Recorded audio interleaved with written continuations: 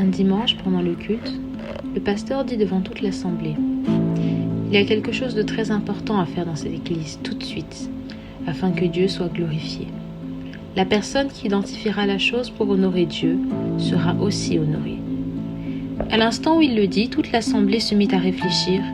Les uns parlèrent aux autres, se demandant de quoi voulait bien parler le pasteur.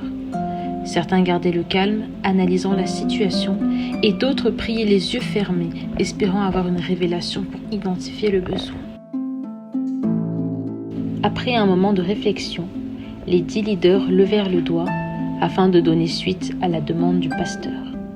La première personne dit: « Il manque des chaises dans l'église, je vais en acheter 30 de plus. » La deuxième personne: « Il faut des écrans plasma sur les murs. » La troisième déclara: « Nous devons recommencer les jeûnes de 40 jours et les longues nuits de prière. » Quant au quatrième, il répliqua: « Il faut qu'on prenne soin de notre pasteur, ses vêtements, le carburant de sa voiture.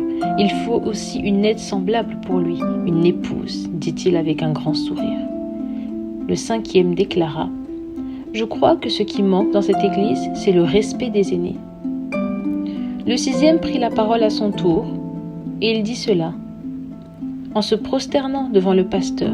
« Papa, tu connais toutes choses, enseigne-nous. » Quant au septième, nous devons recommencer à prêcher l'évangile dehors.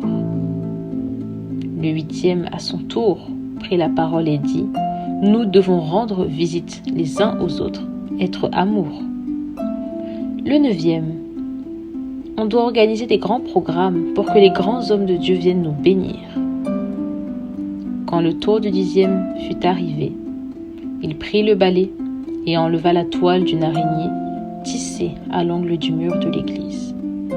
Alors le pasteur prit la parole et dit: « Voici donc celui que Dieu bénira parmi vous tous. » Il n'a pas agi comme celui qui est uniquement prêt à dépenser parce qu'il a de l'argent.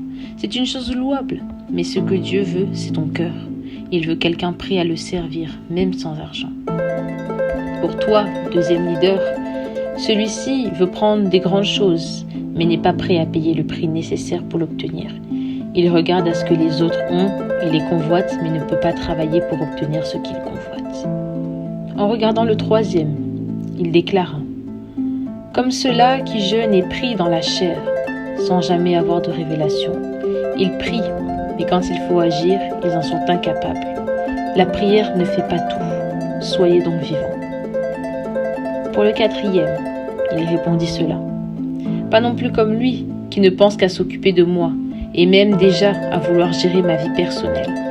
Prendre soin de votre pasteur, c'est une bonne chose, mais cela ne doit pas être un prétexte pour ignorer le Seigneur.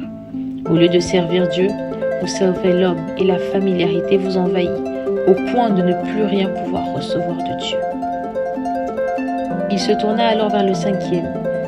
Il dit: « Vous, le problème, c'est toujours les autres. Vous ne pardonnez pas les offenses, et à cause de la dureté de vos cœurs, vous devenez insensibles à Dieu. Vous ne pouvez pas servir Dieu ainsi, vous devez vous repentir. » Il se tourna vers le sixième leader et déclara: « Je n'ai jamais dit qu'à moi tout seul, je pouvais accomplir toute l'œuvre. Si vous êtes là, c'est parce que Dieu a aussi besoin de vous. Sache que je réprime le culte de la personnalité avec la dernière énergie. Je vous montre le chemin du Seigneur, mais à chacun de tisser une relation d'intimité avec lui. » Au septième leader, il ne suffit pas seulement d'avoir une foule d'incrédules ou d'hommes mal affermis au Seigneur, mais il faut en prendre soin. Tu dois d'abord être un exemple de loyauté, de discipline et d'amour, afin que les autres s'affermissent par ton caractère. Quant au huitième, il lui dit: « Ce que tu dis a du sens, mais tu ne peux pas réellement aimer tes frères si tu ne crains pas Dieu. Ce qu'il faut apporter dans les familles, c'est le Dieu que tu portes dans le cœur. Si vous aimez Dieu, vous aimerez aussi les uns les autres. Ce n'est qu'une suite logique. » Il dit au neuvième leader: « Si tu n'honores pas la présence de Dieu au milieu de nous, ce n'est pas par des hommes de Dieu, venant d'ailleurs, que tu seras béni, car c'est le même Dieu qui bénit au travers de ses serviteurs. Concentre-toi donc sur les responsabilités que le Seigneur t'a données. Notre Dieu est le Dieu des petits commencements. Ceux qui sont les plus honorés aujourd'hui étaient les moins honorés hier. Le pasteur se tourna vers le 10e leader et dit : « Toi, tu as vu juste. Avec Dieu, les détails sont les plus importants. Tu as prouvé ton amour pour la maison du Seigneur et tu n'as pas négligé la présence de cette toile d'araignée sur le mur. » C'est ainsi que les 10 leaders allèrent s'asseoir et l'église devint glorieuse. L'ordre fut restauré dans la maison de notre Père céleste. À toi qui m'écoutes, retiens ceci. Tous ici avaient identifié un manquement dans l'église, mais personne n'en faisait cas jusqu'à ce que nous parlions de bénédiction.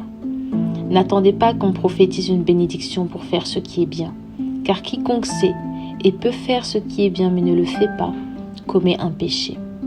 La bénédiction est liée à l'obéissance à l'Esprit de Dieu, et il vous parle ainsi dans vos cœurs. Tu es l'Église glorieuse et la maison du Père céleste.